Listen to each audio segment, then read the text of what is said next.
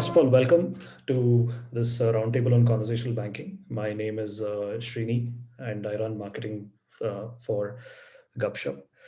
And first of all, on behalf of the company, I want to thank all of you for taking time out. I know it's the latter half of the work week in what must be a busy day.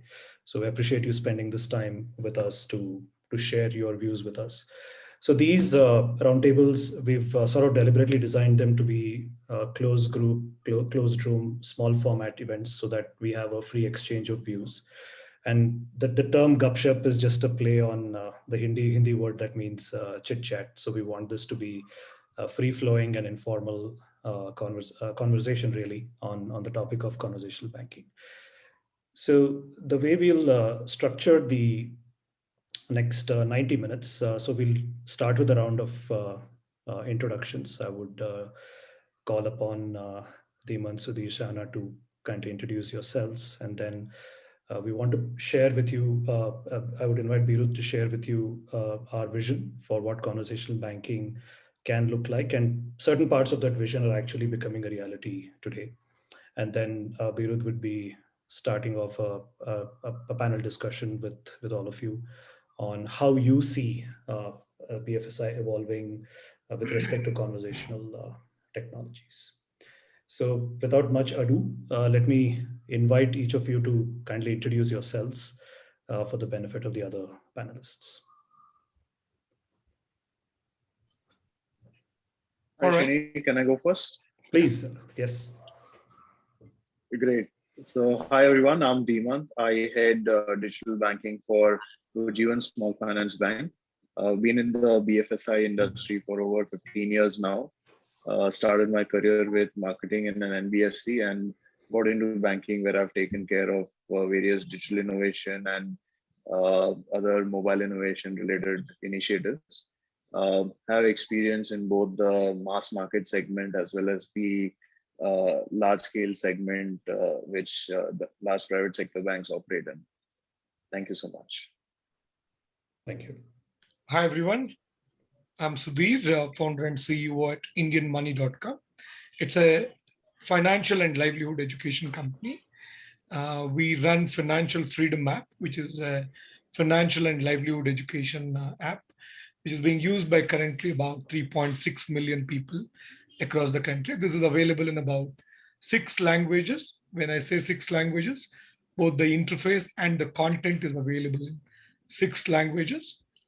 And these courses, we currently offer about 240 courses across business, farming, and career. And these courses are being taught by super successful people from respective fields. Thank you, Sudhir.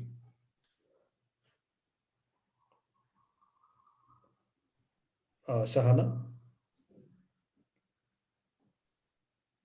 Hi, I work for Zestmoney. Zestmoney is a lending platform. So we provide consumer durable loans for both products and invoice financing.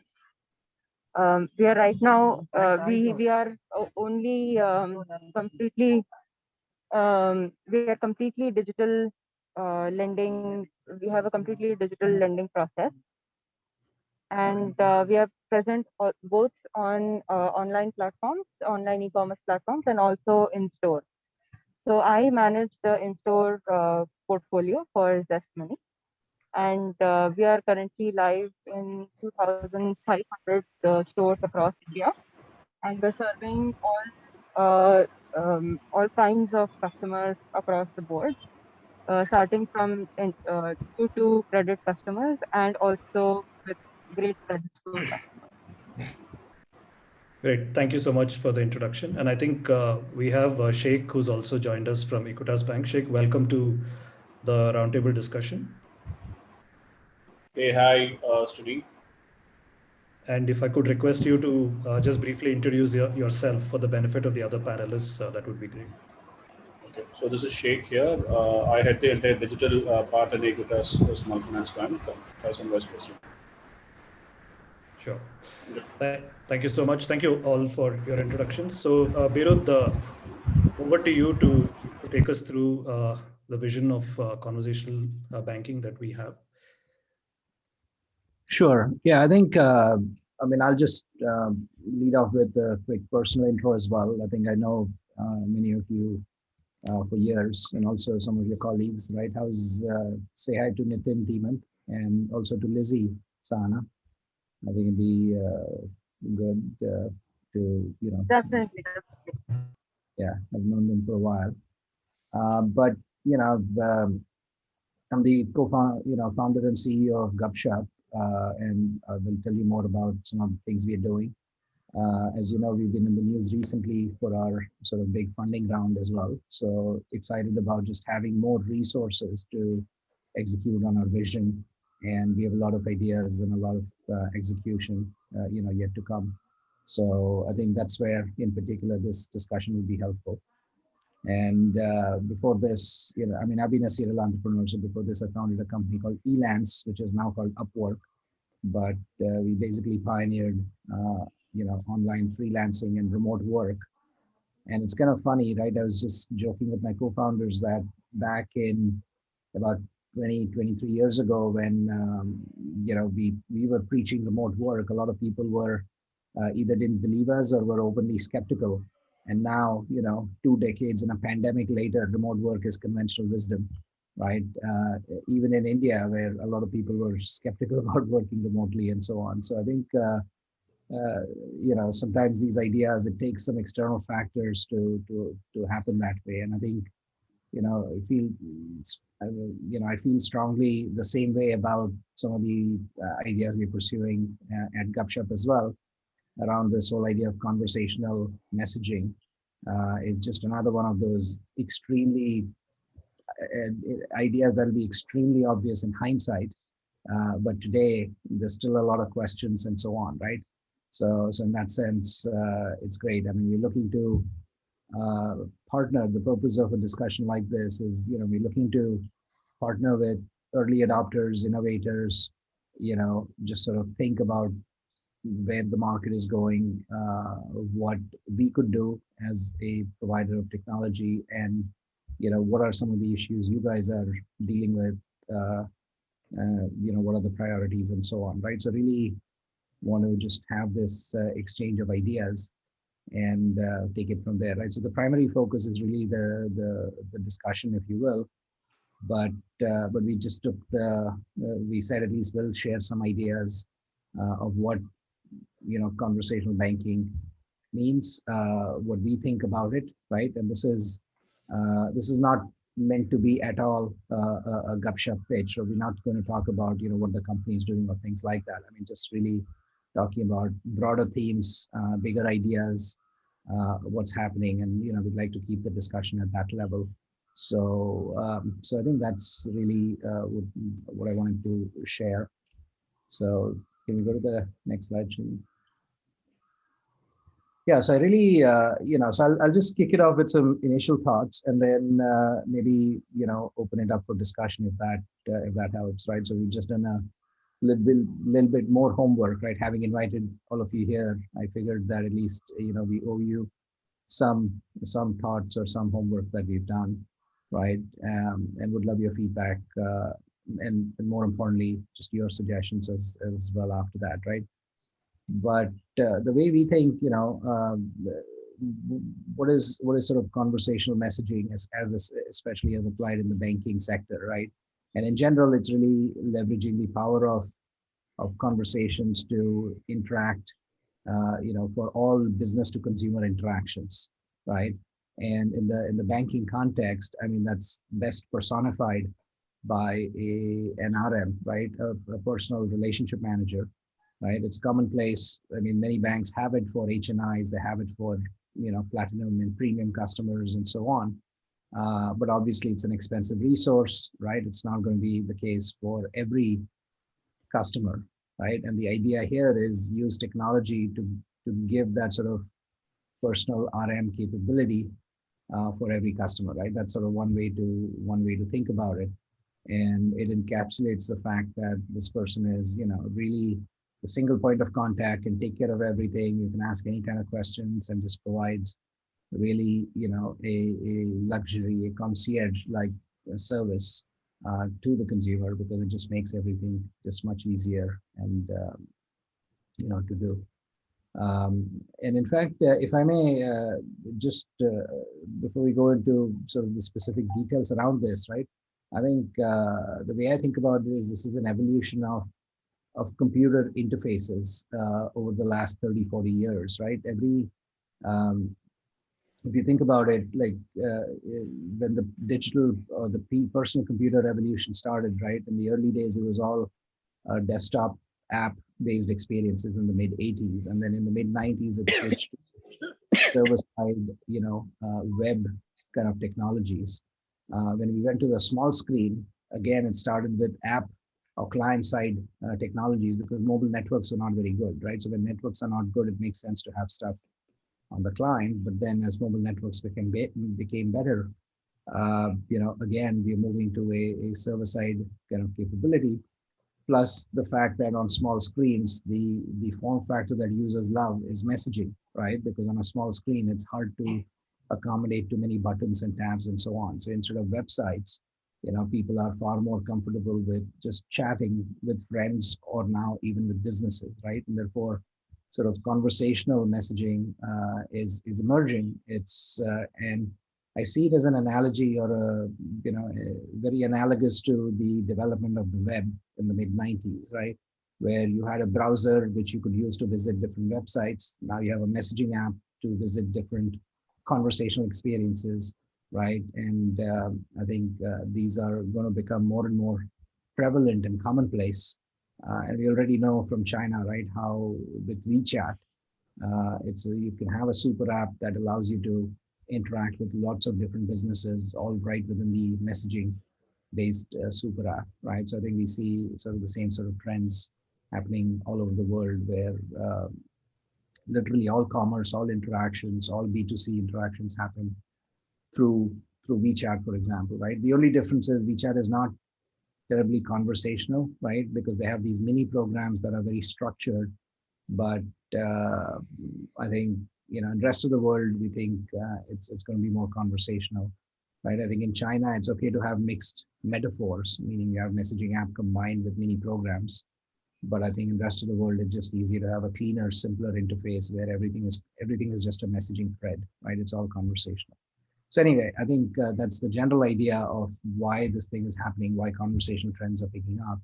And then in particular, as it relates to banking, the idea is to really create or enable an RM-like experience for every consumer, right? And every transaction. Can we go to the next slide? Right. So, I think, and this is, I know that many of you have already played around with chatbots. Some of you are creating it, as the case may be, but I want to sort of present a more holistic or a sort of broader idea, where if you take every aspect of it, how does it all come together?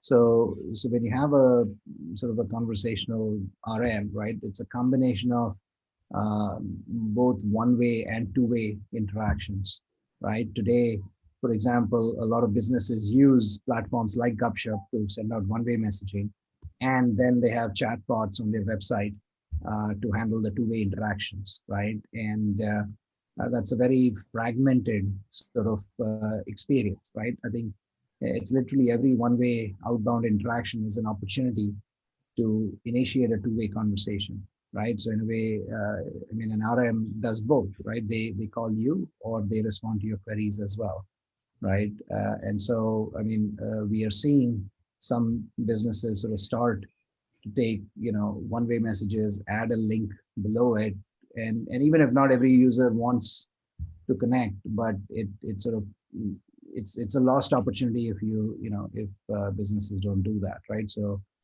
basically use one-way messages as a starting point for a two-way conversation as well, right?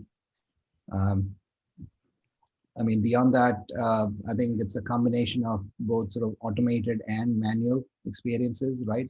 In some cases, you could have, of course, have automated chatbot interactions, but for complex queries, right? So even if you use AI and NLP for complex queries, you would need to escalate it to a human agent, and sort of managing this handover between the bot to a human agent and back, right, is also important. And again, right, I mean, you sort of see just one or the other. Again, it can be a fragmented experience, but the opportunity is really to, combine it seamlessly, where if the bot can't handle it, it should automatically, hand it over to escalate to a human agent. Um,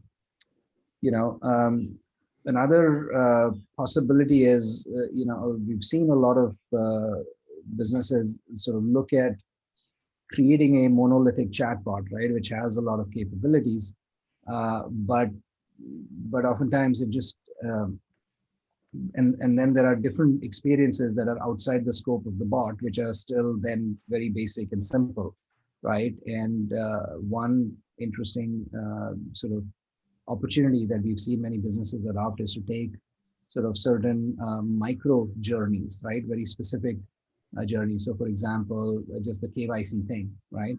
KYC can be a 5 or 10 step conversation, and just that alone can be conversational, and it may not be, uh, a broad chatbot. I mean, it's still sort of think of it as a mini chatbot that's just a single purpose one. It just does one particular conversation around KYC, right? Um, or sort of, let's say, collecting payment or collecting a transaction and so on, right? So each of these can also be independently converted into sort of mini conversational experiences, right? I mean, the general idea is we think like virtually every customer touch point will become conversational, right? It's not just customer support. It's also could be marketing, could be commerce, could be every aspect of it, right? So in that case, again, right, keeping it restricted to one area sort of limits the scope and the capability of it, right? And by the way, please feel free to jump in with comments or questions if you have any, and let's keep it interactive.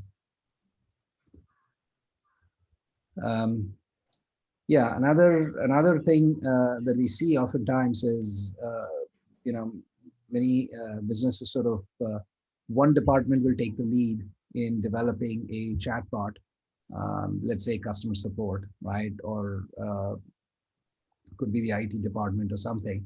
But then that leaves out maybe the marketing department, maybe the collections department, or the onboarding department, and so on, right?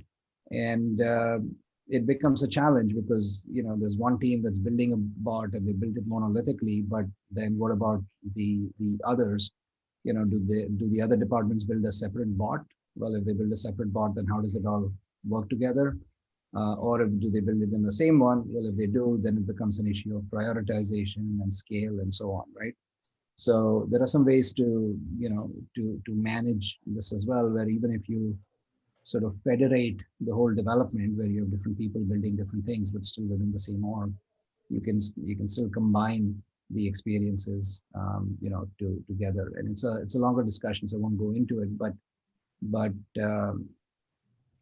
being able to enable each department to have a conversation experience and still present a holistic conversation experience, right, is important.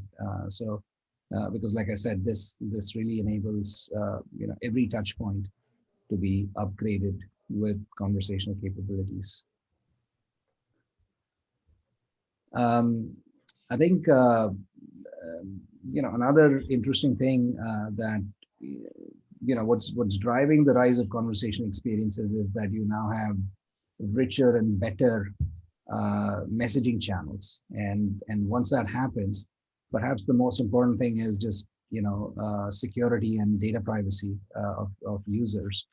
If you think about it today, it scares scares us, and should scare the whole ecosystem, that even when we're sending all these banking messages, right, account balances and so on, I mean, they're really going out as clear, unencrypted text, okay?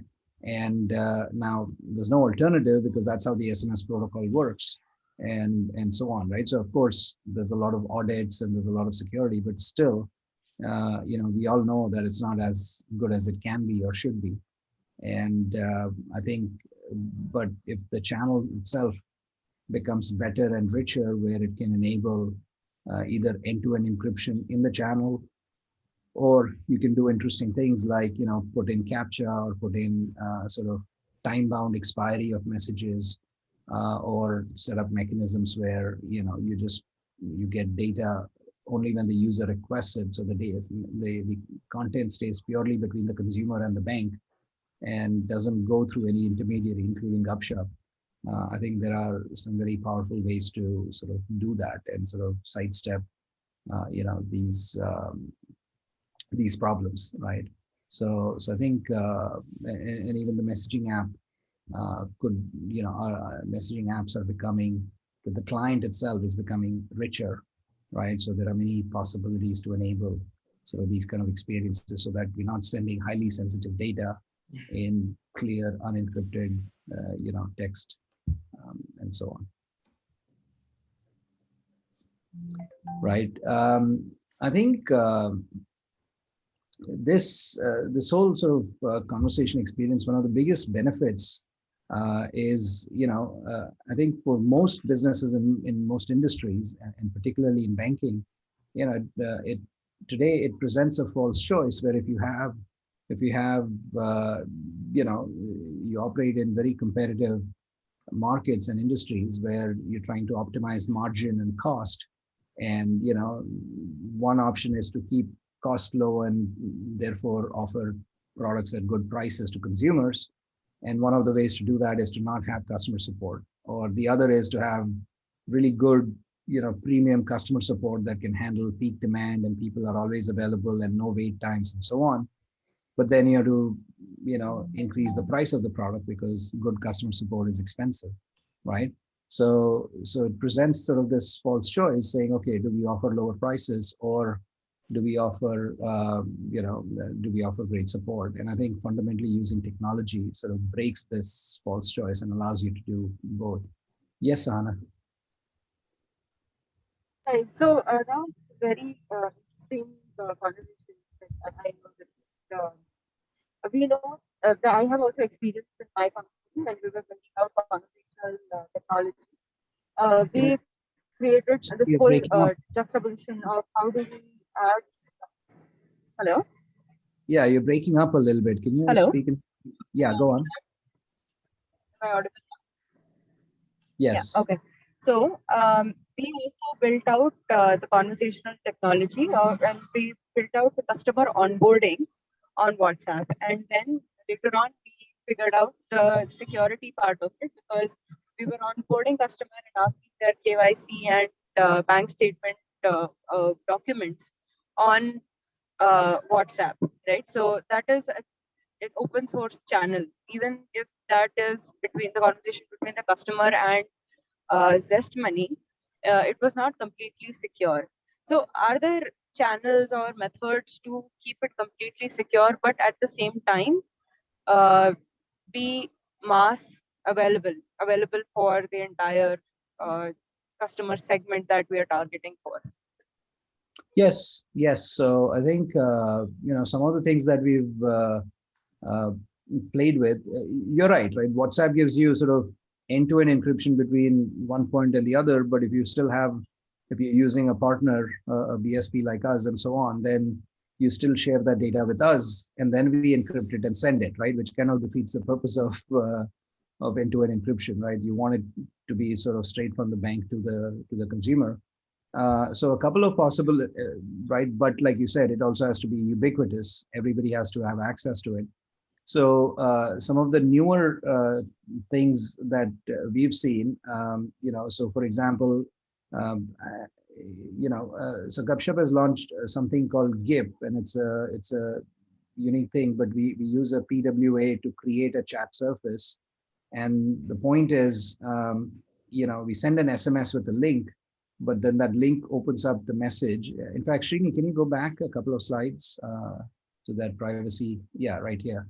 So this is an example where you get a message with a link like on the left, and that opens up a chat surface. And in this surface, if you'll notice, there's something, let's say a view. It has a button that says view balance, and maybe a captcha or encrypted. And at this point, in real time, it pulls the data from the bank straight to the consumer, right? So this works on every device. It is pulled in real time. And Gupshup, for example, or any partner, any intermediary would not have access to the data, and it goes straight from the bank to the consumer. And you can add additional elements like time-bound expiry or a single-time use, or a captcha like experience, and so on. Does that make sense? And the UI of it is on WhatsApp, or what is the, how does it look? So it's on a PWA, right? So it works inside the browser, and is highly customizable. In fact, I can show it to you. Can I request you to pull up on your own device, on your mobile device? If you pull up, go to store.gupshup.io. I'll show you a quick demo as Actually, well. you can Oh, even scan this link here. Scan this QR code, Sahana. This is just an example of the KYC, automated KYC. But if you just scan this code, it'll open up the GIP surface on your phone itself. So this is activated either through a QR code, but in the example that Birud was mentioning, it can also be activated via a link. But you can actually access it by scanning this code yourself. And you'll get a sense of what the UI might look like.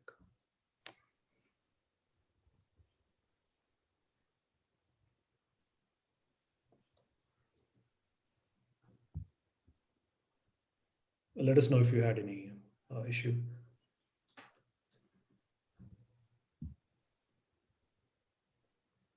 yeah, I'll just give a minute to. Sure.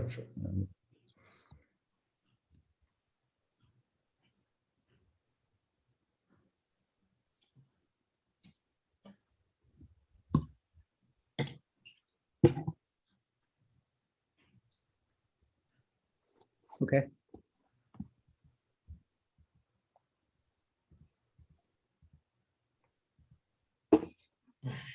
Yeah. So just continuing with this. Okay. Traveling right now, so I'm actually traveling right now, so I'll try. Network's not that great. Okay, no worries. So try it later. We can email you, the experience. You can try it on your own phone. And in fact, we'll show you the specific use case as well. Srini, if you can just get it from Neerav or Ketan. Will do. Yeah. We have the secure messaging sort of use case as well. Sure. So we'll show it to you, right? The other thing, so just continuing, even in offline or physical branches that some of you may have, right? I think even there, it's possible now to enable digital experiences inside physical locations, right?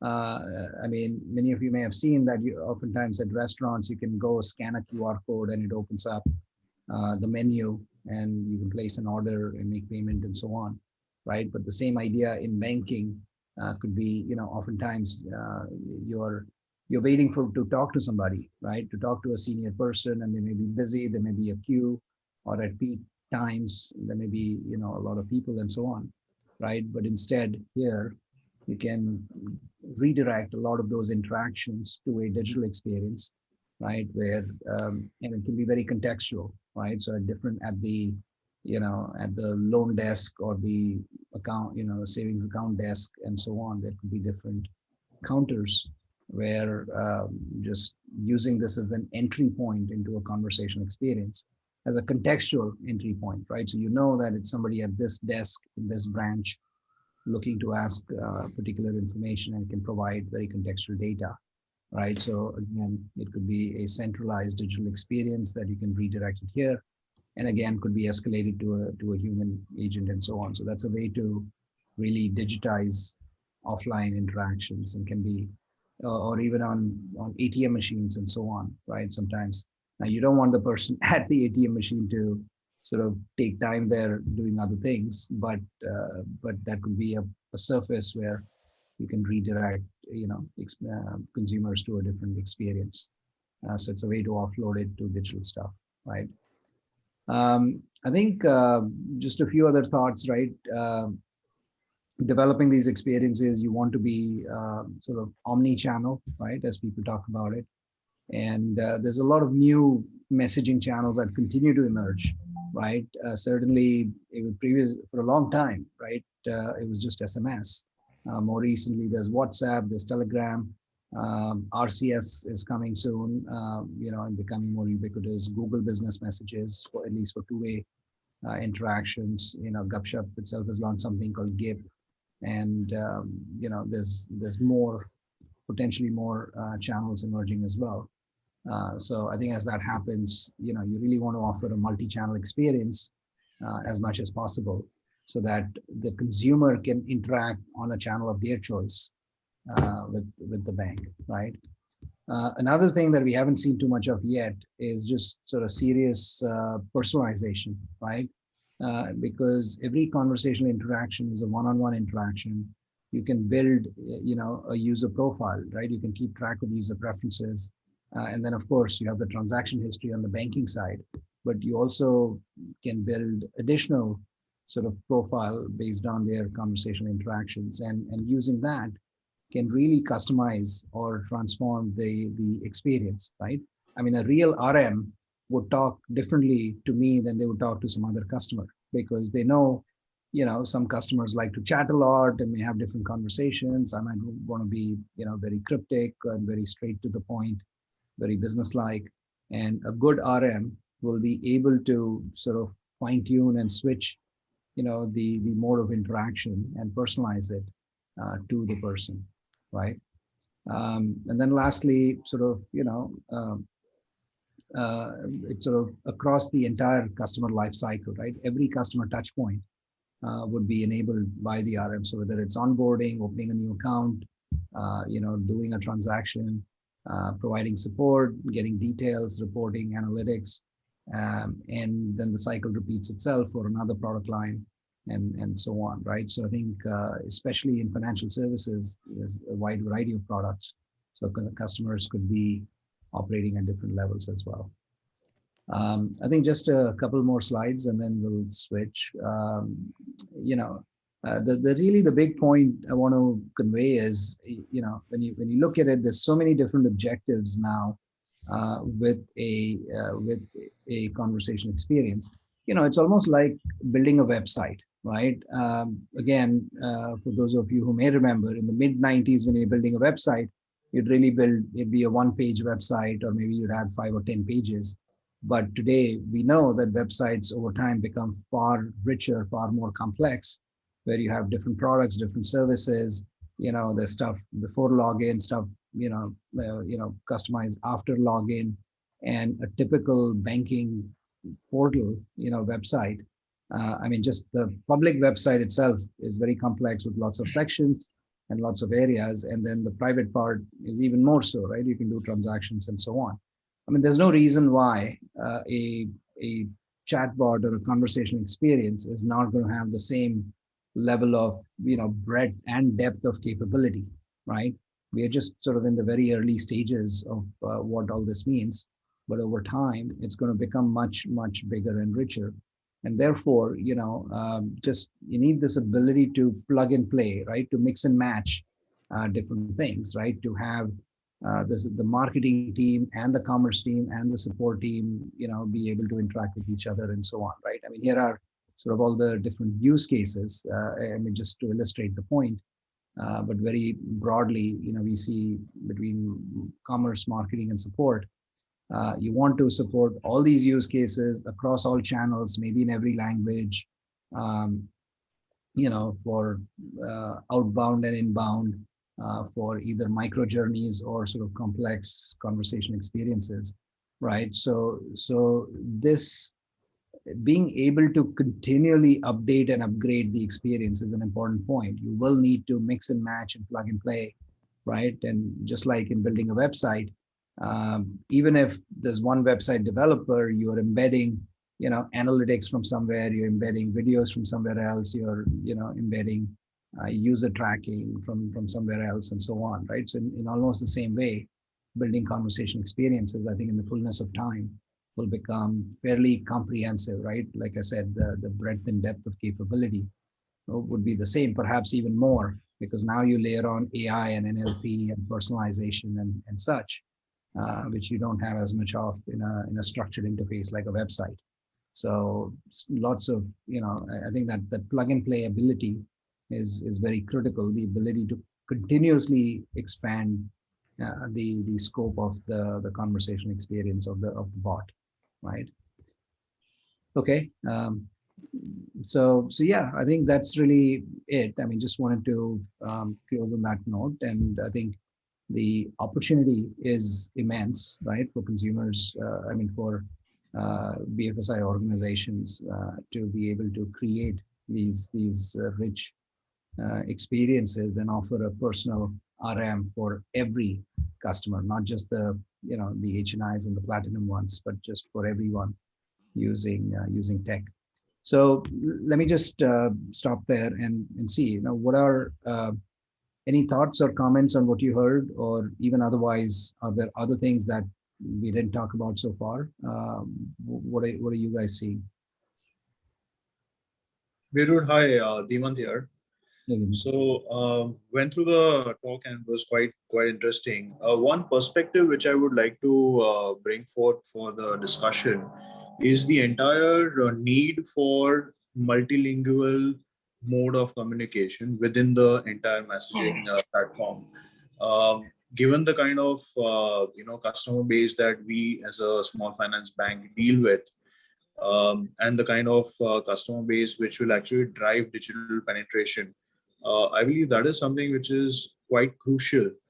Um, and unfortunately, what happens is the kind of translators which we have, which are readily available, be it on the Amazon cloud or Google, are not accurate to the dialect level. So just wanted to know what are your thoughts or the group's thoughts on that. So are you talking about just availability or just accuracy, or both? I think it's both. I think it's both. Availability is there. Accuracy is more important, and because there is lack of accuracy, the adoption is always challenging. Absolutely. I think I agree with what Dimant mentioned, because at Indian Money, we were trying to do something similar, because we offer our services in 6 languages. Our app is available in 6 languages. But then when we tried to build a bot using, we used Google's services, AWS services to translate as well, because the backend database had this in English. The entire repository was in English. When we had to put it up with the users in the front end, we had to translate and present it, right? So there we were using this translation APIs provided by Google and AWS, but then those were not so accurate. Then we had to pause that plan for some time and just continued with English. Got it. Interesting. So I think, well, I guess there are newer services coming up. People are specializing in Indian languages, and in fact, we are ourselves in the process of kicking off some research projects with some of the top academic institutions as well, right? So some of it may be in the open source domain, but specializing. I think clearly there's not enough work in Indian languages as there has been in English and maybe European languages, right? So it's really just a matter of the next phase of development. I think will be there. Now the good thing is language technology, AI and NLP technologies have expanded dramatically, right? So you can take standard language models and fine tune it and train it for these kind of examples, right? So the other thing we've seen some success with is really just doing some, for a narrow scope of questions, right? I mean, like say your interactions are more in the financial services domain, so the set of queries would be limited, and AI models can be trained for a smaller set of messages, right? So you're not starting from scratch. You can have a generalized model, but then you fine tune it for banking in Hindi, for example, or banking in Marathi, and that can have fairly good accuracy levels. I think it's really just a matter of, I mean, your point is off-the-shelf tools are not there yet. I think, but this is great feedback. I think we can, we'll look at it as well. Either there are groups that have done some research that can be packaged up and we can make it commercially available, or either suggest maybe somebody else who might be doing something, so we can share that as well.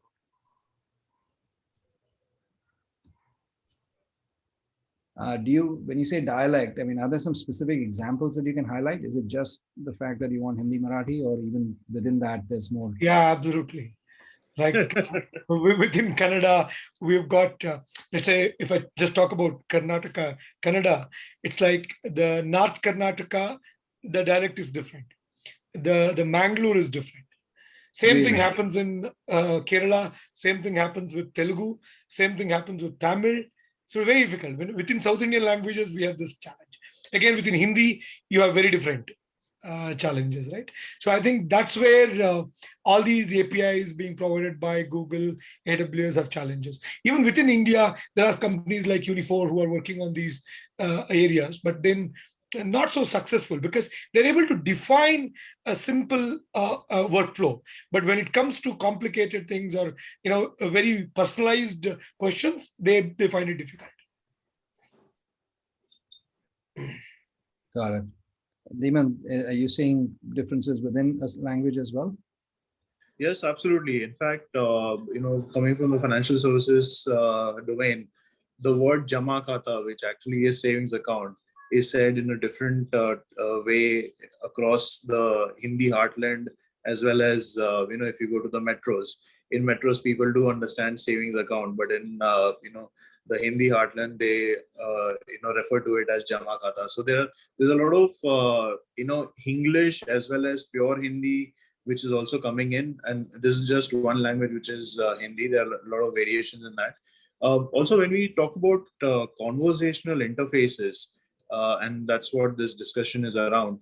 There are various, dialects which come into play, especially in case of voice communication. Now, text bots to a certain extent are kind of simple to crack, but voice bots are, they become all the more difficult, because that's where these dialects and heavy accents come into play, which are really difficult to decipher.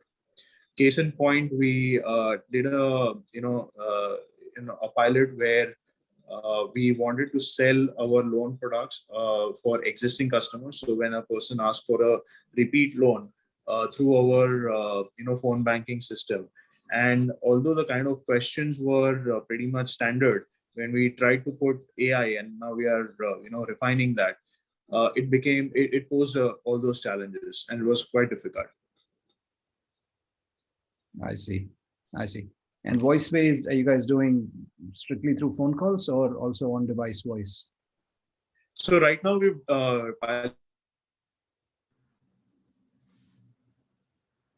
to do it across interfaces. Got it. Okay. Yeah. No. Good. Good inputs. I think there are a few companies. There's Unifor. There's Reverie. Right. There's some others that are doing some research, but there's probably a lot of room for additional work as well. Right. So I think. Yeah, I'm willing to bet that there's a lot in academia, also in IITs and so on, especially for Indian languages, and that could be a big opportunity as well to do stuff. Yeah, absolutely. Okay. What else are you guys seeing? Are you seeing that once you build a bot, that the scope creep keeps happening? You want to do more and more in there, or not so much?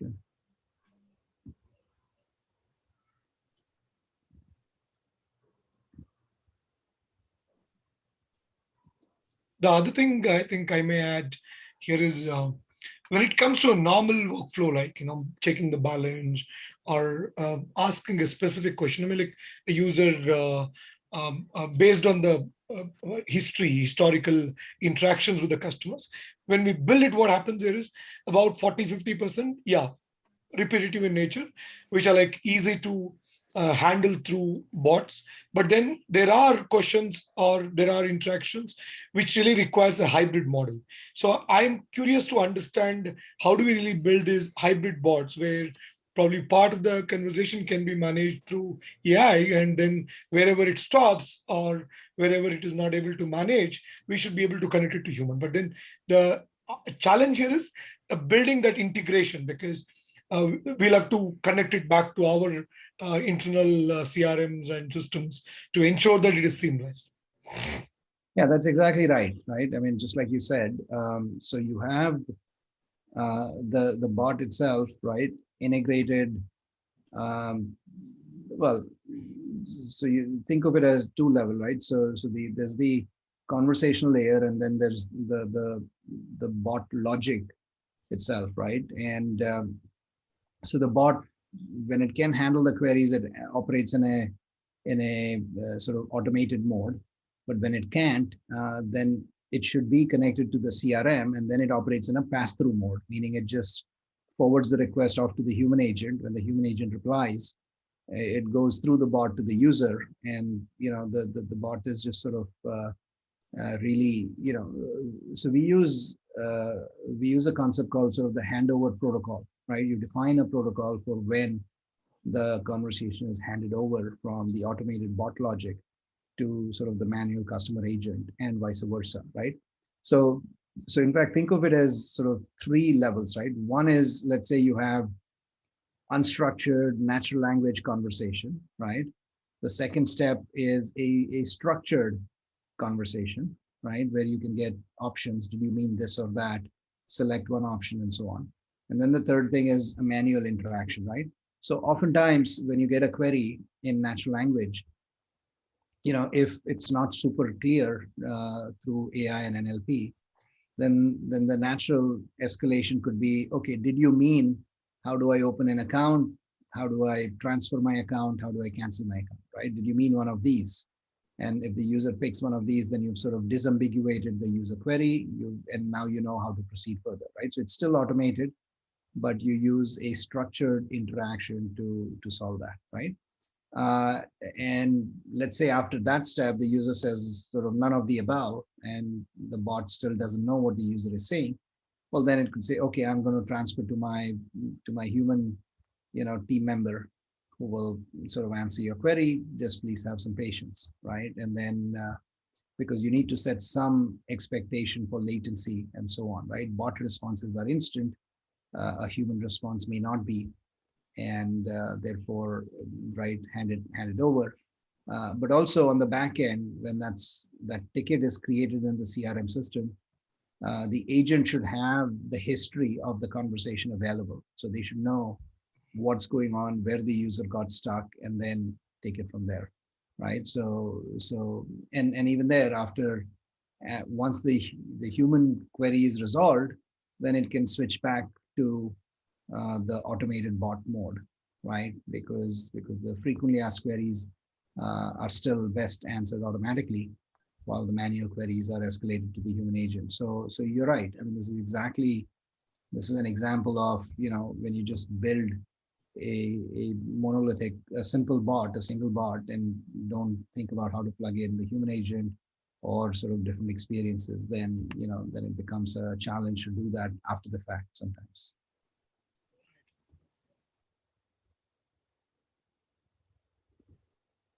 Right. Do you, in your experience, what have been user adoption of conversation experiences? Are they interacting? Are they doing a lot of queries? Are they continuing to engage with the bot, or do they get tired and fed up? Or what's been the user behavior that you've observed?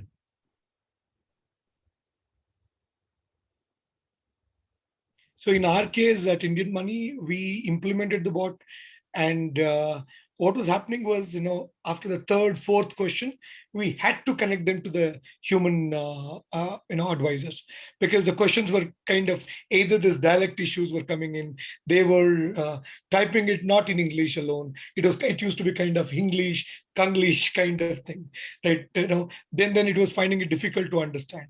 So that's when we had to move them into the human advisor. I see. And okay, but then in the human thing, is there a delay in responses, or how does it No, work? we were able to manage it during the working hours, but in the after working hours is a challenge. That's where we then came up with that omni-channel thing, right? Saying, hey, you can schedule the call and you tell us what time you want us to call you back, we'll call you back. Or they can schedule a message saying, okay, I want a reply back on this to my WhatsApp or my email, and then we used to send them an answer. That's where I was thinking, Birud, there is a huge opportunity around. See, some of us, in fact, internally we were discussing about it, because, and this is something which I'm talking, maybe may not be applicable to everyone, but then in the banking domain, let's say now I'm someone, I just want to know whenever there's an interest rate change, whenever it happens, I should be notified about it. So the concept we were thinking is having one master interface, and then I will have option to subscribe to various bots. So when I say subscribe to various bots, interest rate bot, or probably the stock price bot, NAV bot, like this, there are some utilities which we can actually, we can offer them. And then the user will have the option to subscribe to some of these mini bots within that master interface. And then Right. based on my subscription, I keep receiving the notes. So now this bot can be supported by a backend crawler, which crawls the web and brings together the information and presents it in the easy, simple to understand format. Even that can be translated and presented to them in the language they understand. So the whole idea here is, I think the interaction, yes, we have to build, but I think there is some time, because in the vernacular front, because in India now, if you look at most of the charts, 80% of the charts, or 85% happens in vernacular, in our case, actually. So keeping that in mind, I think having this kind of interface to subscribe and to educate them through these bots would be ideal, is what I feel. Got it. No, and I think the point you highlighted around being able to, I like to call it composing bots, right? So the whole overall experience is a composition of multiple little bots, and each bot may be specialized in a particular product line or maybe specialized in a particular activity. But the aggregate experience is it's a collection of all of these things, together. So exactly, and you may build one bot earlier, you may build another bot later, but you still want it to be able to, come together and provide a holistic experience, kind of thing. So yeah, it just speaks to the point that I was talking about as well, right? So Birud, just like to add here, if you see bots which are there in the food ordering apps and taxi apps and all, they perform 2 or 3 tasks and that's it. And all the permutations and combinations around performance of that task is well thought through, and it's a well-trained bot. When it comes to BFSI, what I think we are trying to do is we're trying to fit in a lot of things within the bot itself. And let's say if we even categorize a bot as a simple service request bot or a FAQ bot, as it is called, we still try to put in a lot of information. And that's where, the training becomes a very important aspect. If we as an industry or any company focus on specific tasks and we go task by task, I think the training which we can impart to the bot and the internal CUG test with itself will throw a lot of results, which will automatically refine the accuracy level of the bot to a very high extent. That could be a very good strategy for any organization to move forward. The second aspect is the overall standardization. Now, there are a lot of partners which are there in the market, right? But we know that as banks and as customers, let's take an example of interest rates, since we spoke about this. There are only a few ways in which queries around interest rates can be asked, be it for savings account or an FD or so on and so forth. I think we should look at some sort of standardization as well, so that the learnings or the trainings across bots can be incorporated into one major bot, as we may call it, and that can be applicable across all companies within the industry. Something around that is what we should ideally vouch for. Interesting. Yeah, no, you're right that the BFSI experience has such a broad surface area, right? I mean, you have to support so many wide variety of queries that, like you said, it's not just food ordering, right? It could be about loans, could be about accounts, could be about investments, could be insurance, could be many different things. And then with each of those things, you can do, open an account, close an account, transfer, ask a question, file a complaint, whatever it is. So really makes it particularly challenging in the BFSI sector, right? So that's exactly right, I think. And now standardizing, as far as standardizing is concerned, are you talking about the data set, the AI training data sets should be standardized? Or because you can't standardize users, right? People are going to do what people do. I guess what you can standardize is how you train the bot so that you train it, across a very wide set of queries. Right. So I just wanted to add one more point to this. So it is not just one consumer that we are catering to. In especially the in-store world, it is the dealer or the shopkeeper who is talking to the customer, right? And they are walking the customer through the loan journey or the understanding of the loan components of the loan, especially. So they themselves face a lot of challenges during the loan journey for X number of reasons. And they also want to have, so for example, Zest Money, we have put up a merchant support helpline and WhatsApp bot that helps these merchants with all their queries. Now we're trying to solve it through multiple levels of um, conversation, so FAQs to phone calls, but having these conversations again has vernacular challenges, right? So I just wanted to add that angle of it is not just one customer, it is more than one customers that we are catering to in the loan journey. Yeah, you're right. You're right. And, it could be either an employee or could be a distribution channel, right? An agent of sorts that you are also supporting. And I think, do you find that making it as much self-serve as possible works better, or do you find that consumers really don't want to do as little as possible, and they'd rather that the agent do it, right? Because the one response to your comments, Anna, could be, imagine if there's a QR code in every store and all the agent has to do is tell the consumer, saying, look, just scan this and interact directly with the bank and all your queries would be answered and they'll take care of everything. Now you've reduced the amount of stuff that intermediary needs to know versus, or do you find that consumers would not do that and therefore you need to train the agent a lot more? So yeah, that is there, of course, because a lot of customers, especially tier 2, tier 3 cities, are still not completely comfortable with the fully online journey, and they do not really trust the completely online journey. So they many a times just hand over the phone to the dealer to do their part of journey as well. So Really? yeah.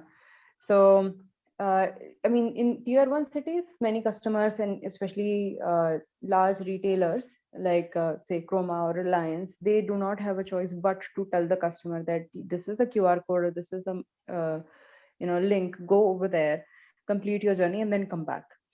If and only if the customer gets stuck somewhere is that they intervene or support them, but otherwise they don't have a choice but to do that. And then that also makes it's a it's a chicken and egg thing, right? So if the dealer says that I don't have the time to help you, but you need to take this loan, so you do this process, so the customer has to learn it. But most of the time, even now, the dealer does the journey for the customer.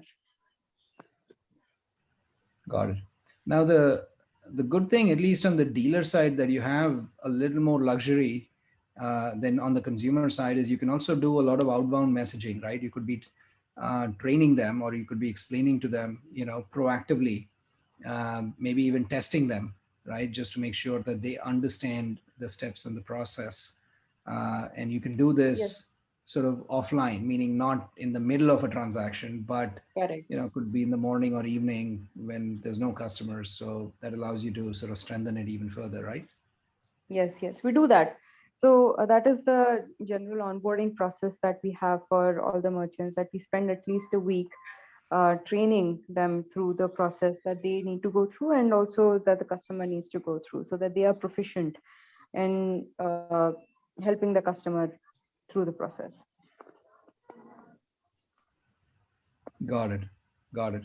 Yeah, but this is a classic example where, in a way, the best way to think about it is to think of it as really two separate sort of bot or conversational experiences, because how you interact with the agent is very different from, with the dealer is very different from interacting with the consumer. Yes, of course. So I just all I wanted to say was that there are two different customers that we're catering Right. to.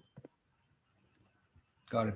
What are some of the other challenges you face in trying to automate, or building these sort of conversation experiences?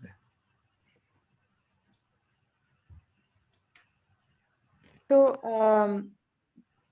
the queries actually, so it is, so for example, the customers are concerned only about the particular loan, right? There is this one loan that they're concerned about. But when it comes to the retailer, he's focused also on the parts that are after the loan, right? So for example, settlements. He needs to figure out what kind of amount he's going to get at what point of time.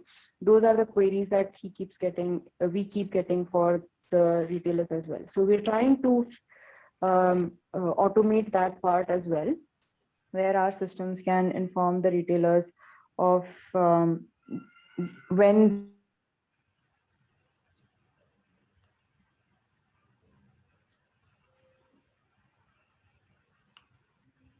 We lost. Sana, we lost you. Can you hear us?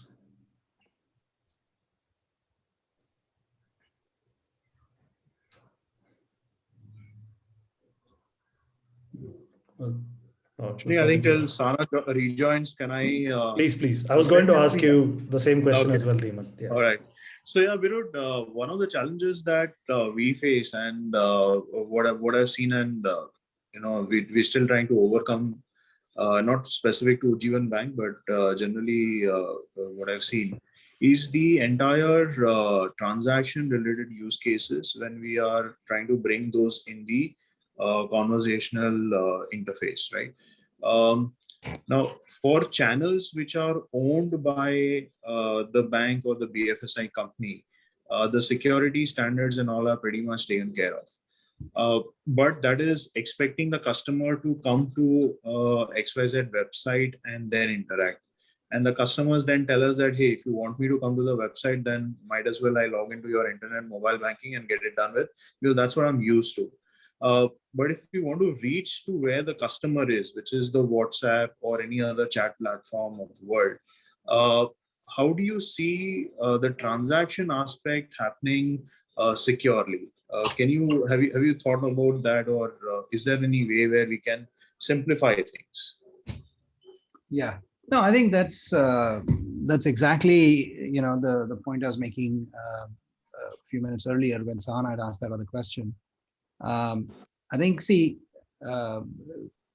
going to an internet banking site is, it's quite onerous because you have to take multiple steps. Now you do it one time and it's extremely secure, right? But it becomes burdensome when all you're trying to do is make one payment. or all you're trying to do is, sort of look at one data point, like say account balance and so on. So this is where I think, now traditional messaging channels like SMS or even WhatsApp and so on, they really they make it very easy, right? But then there are limitations to how to impose security. And this is where, so this is where the GIP experience that I was talking about is particularly useful, because what it does is, it is very closely linked to the messaging channels, whether it's SMS or WhatsApp. Okay. But it's really just one click. Now, in that one click, there's a lot of security embedded in there, right? Because it's a personalized URL, and it was only sent to that phone number. So you already have an OTP, right? One factor auth already done in there. And then when you click through, again, so one thing we do is we sort of remember these phone numbers as well. So even if a message gets forwarded, it doesn't, there's cookies in there, which is a second factor of auth, right? So we know, for example, that this message was forwarded and it's the wrong user, that looking at it versus, versus it's the right user on the right phone looking at that data, right? So that's sort of a second factor in there, because again, at least as Gupshup, we have visibility across brands, right? So we know how they're interacting, not just with this bank, but also with the e-commerce thing and the food delivery thing and the other experiences as well. So that gives you sort of two factors, but the user didn't have to do anything. It's just through normal behavior, we've captured sort of it's tied to that device, right? And then even beyond that, right, you could have a PIN number, you could have a CAPTCHA, but it's really just in that like one screen experience, right? We've shown it. I think we'll send it to you offline. You can take a look at it, right? But you can do things like I said, right, like Snapchat has, right, disappearing message, right? It only stays for like 30 seconds and then it goes away. Or it's a one-time use message. You can only see it once, and then the second time you have to initiate the transaction again. Or it could be a CAPTCHA to make sure it's not a bot or a human agent or even some other app on the device that's trying to read that data, right? And so on, right? So by making it a transient, one-time, sort of restricted, experience. I mean, basically now you get, I don't know, 2, 3, 4 factors worth of security to provide that data, but without compromising the usability, right? Coming to again, an internet banking website is a very high bar for usability, right? So you keep it really simple, just one click interaction, but it's very, very powerful. So that's something that, at least that's something that we've seen be very effective to solve exactly that security and privacy problem. Sure. Sure, that and what some banks have done is, for basic service requests and queries like balance check and everything, where their respective compliance and legal teams allow them to just do a single factor authentication, which is a mobile number. Then with an OTP, they actually pass on that information. And when the interactions become more complex, where it is about money movement transactions like money transfers or bill payments and all, in those cases, there is an additional factor of authentication, which is then taken. It could be some MPIN or a internet banking password so that the authentication happens successfully. So some of the banks have done that as well. Correct. Yeah. But I think, we like it making it as usable as possible, right? Because that's the beauty of the mobile experience. It's really sort of one click, easy, right there. And yet, the security and can happen in the background without being very, overly burdensome to the consumer. Yeah. Sure. So Dhimant, Srini here. I'm just curious about one point. So being a bank, do you find it easier to have conversations around implementing these technologies? Is it easier for you to do it for certain use cases versus others? Do you get pushbacks on some of the more traditional use cases, or there's certain areas where they're very open for you to go and add these conversational technologies? I was just curious to know. Right. So, to implement such a technology, yes, I would say now it's quite easy. About 3, 4 years back, it was difficult because the technology itself was very new. Now I would say it is easy because there is precedence out there in the market. With regards to the use cases, what definitely works is frequently asked questions and service requests. And like Sahana also mentioned that there are two types of customers. One is your external customer and the internal customer, which is your employee as well. In our case, in many a times, the branch banking employee may want to know what is the interest rate on a certain FD, or what is the interest rate on a certain product, and that may not be handy information. So those sort of use cases, are easy to implement.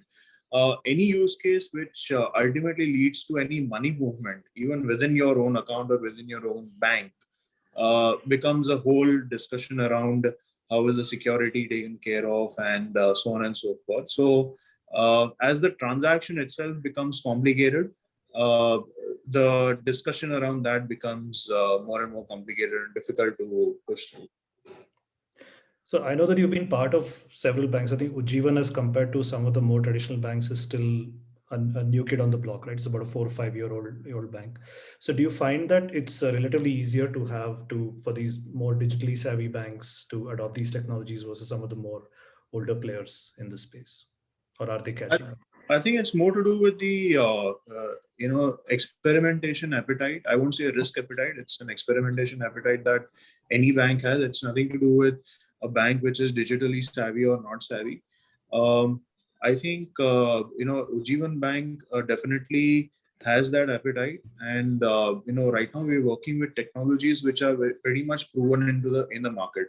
So from our own experience, we've learned from other experiences which are there in the industry. So we are doing things which are right the first time itself, and we are taking a step-by-step method to implement any technology, be it artificial intelligence or robotic process automation or any such technology, right? So that obviously helps. We may be a 3-year-old or a 4-year-old bank, but we've been an NBFC for quite some time, and we are the entire leadership team comes from a very huge banking experience, so that actually uh, helps us a lot. Right. Thank you.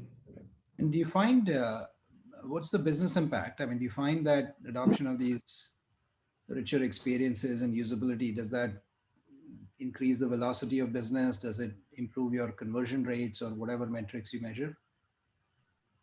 So right now, from a implementation point of view, we just have a lead generation bot, and we have an entire AI strategy which we are implementing. With regards to lead generation, it has definitely helped, because compared to a traditional form where if you do an online ad and you ask a customer to fill a traditional form, versus if you direct that person to a chatbot and there's some basic information that he or she has to fill, we've seen a higher amount of leads generated, and therefore the conversions. But with regards to other use cases, we have not experimented much, so I can't say much about Ujjivan. Got it. Okay. Sahana, are you back? I think you were interrupted in the middle of. Yeah, she's back. Yeah. Yeah, I'm back. I forgot the context, but I think you got interrupted in the middle of.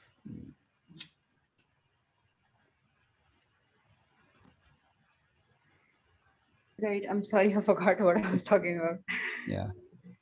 I think dealing with agents and consumers, sort of two different sort of customer types, right? So. Right. So yeah.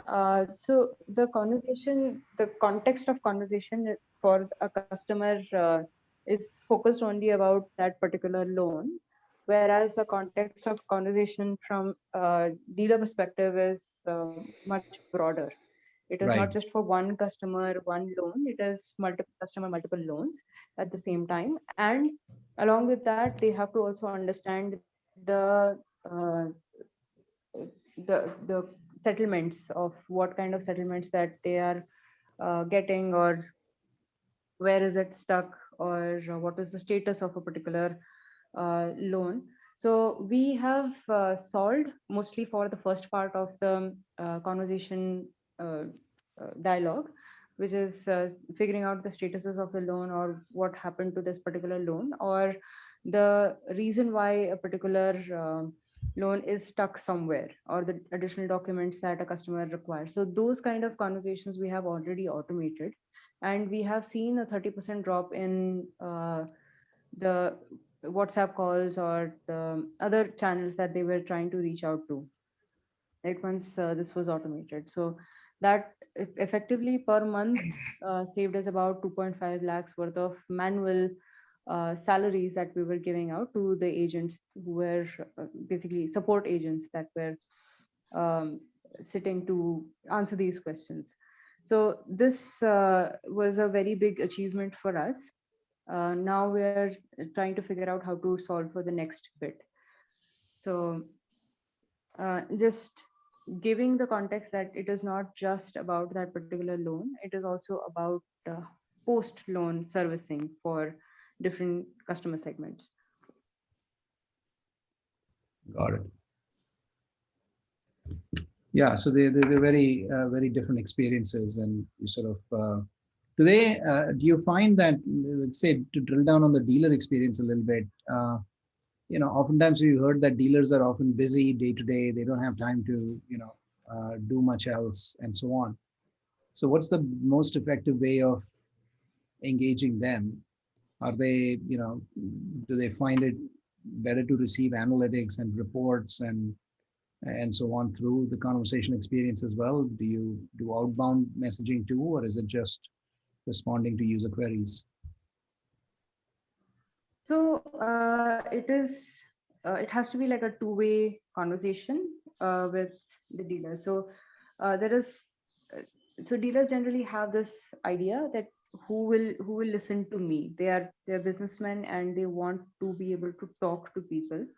And the more conversational that particular text or interaction is, it is better for them, right? So certain aspects like loan related things we have covered, but other things like general understanding and motivation towards catering to loans to Zest Money, why should they go for it, that is also something that can be automated. So right now there is, like you said, there is a relationship manager, right? So in that case we have um, area sales managers who are doing these motivational calls to them, asking them if there are any blockers, why did they not go through with that process, why don't they try it out with Zest Money.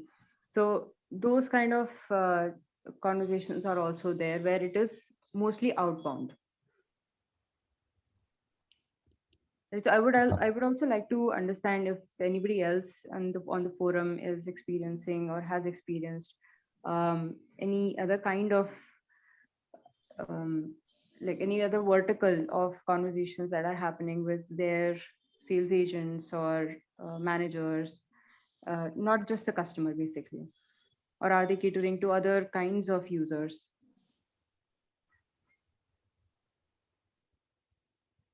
Sudhir, any thoughts? Yeah, I mean, I told you about the bot we built, right, initially.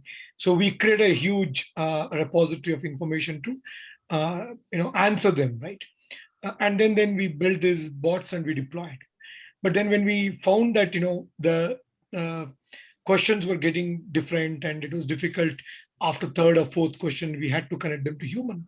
What we did is we built a community around it. So what we did, we moved from bot to community.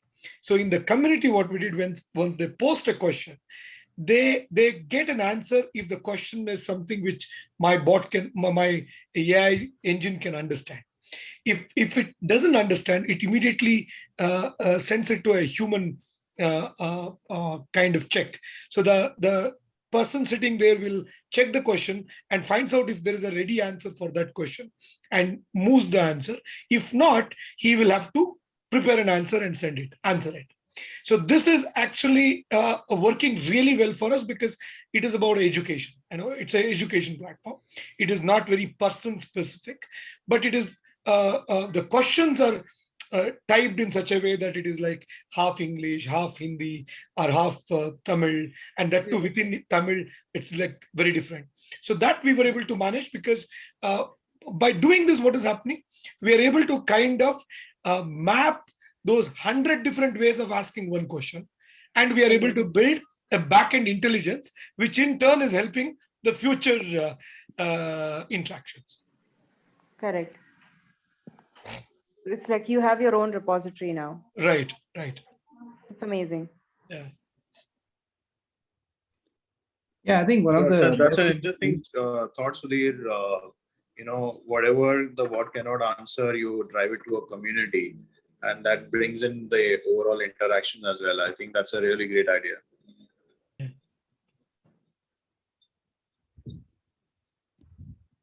Yeah, I think the other thing is, what I picked up is think of a bot not as, one way to think about it is to turn it upside down, which is to not think of it as a solution provider, but it's just a data gatherer to find all the kind of queries that the user will throw at it so that you can train it.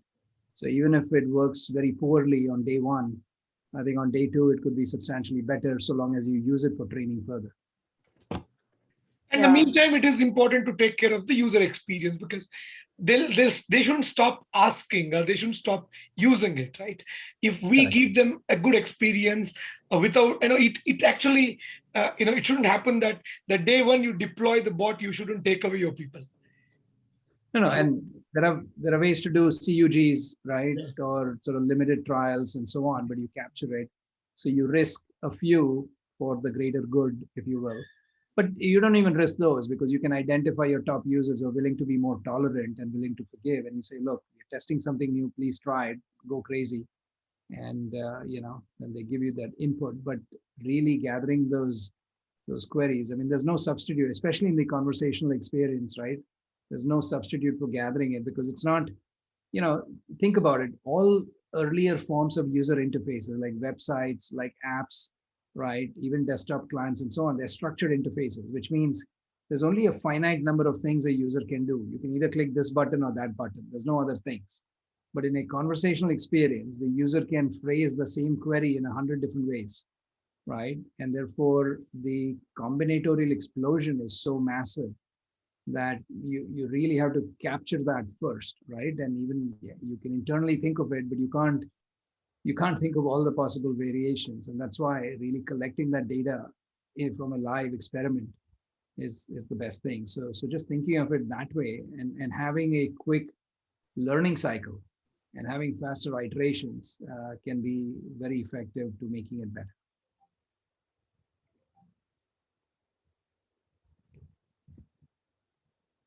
Right. Cool. Yeah, I think, let me ask a different question. I think in the few minutes remaining here, do you, like, say, if we go beyond the short-term horizon, right, what you're working on today and so on, like a year out or a couple of years out, do you see, how optimistic are you about sort of conversational experiences, AI, NLP, bots, and so on? Do you see it being really all pervasive and consumers having adopted it? And, and what do you estimate, is there a pace of technology change? Does it get really prevalent and ubiquitous? Or does it still stay in the sort of development mode for bits and pieces? Yeah. I think in India context, two things, right? One, do we see English adoption going to happen faster? If that happens, probably the bot adoption or the bots progress also will be better and faster. The second one is what we have achieved in English, can we achieve this in other Indian languages? I think these two will decide how fast we adopt these bots.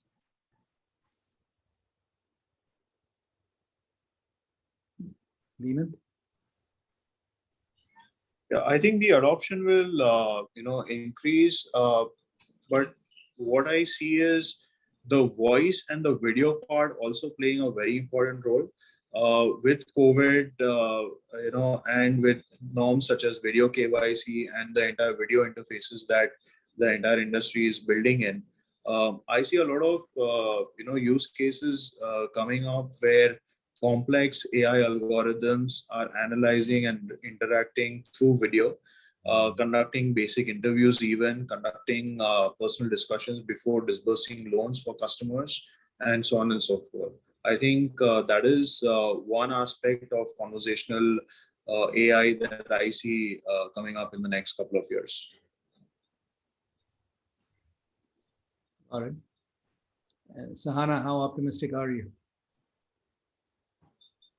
I think we would figure out as a startup community, we would figure out ways to interact with customers in their languages much sooner than the customers learning a common language. I agree. I sort of disagree with Sudhir, where we say that the customers would have to figure out how to interact with us in a certain language. I think India is far more complex to break than at that speed is not going to happen so fast. But yeah, I mean, one or the other startups will figure it out of how to interact with customers, and that will become a norm. Right. I think the one thing I've found is, if you ask users what they want, of course, they'll want lots of different things. But if you give them real choices, right? And one choice is, okay, you can do it in any language of any kind, but it's a longer wait. And here's option number two, where maybe you need to change your behavior a little bit or, do it in a certain way, but then you'll get it instantly, right? In a way, that's the choice that's afforded by a Flipkart or a Swiggy or an Ola, right? It says, okay, you can wait for a taxi driver and it may take half an hour or an hour, or you figure out how to use an app, right? You figure out how to figure out your location, how to press the button, select the type of taxi you want or whatever it is.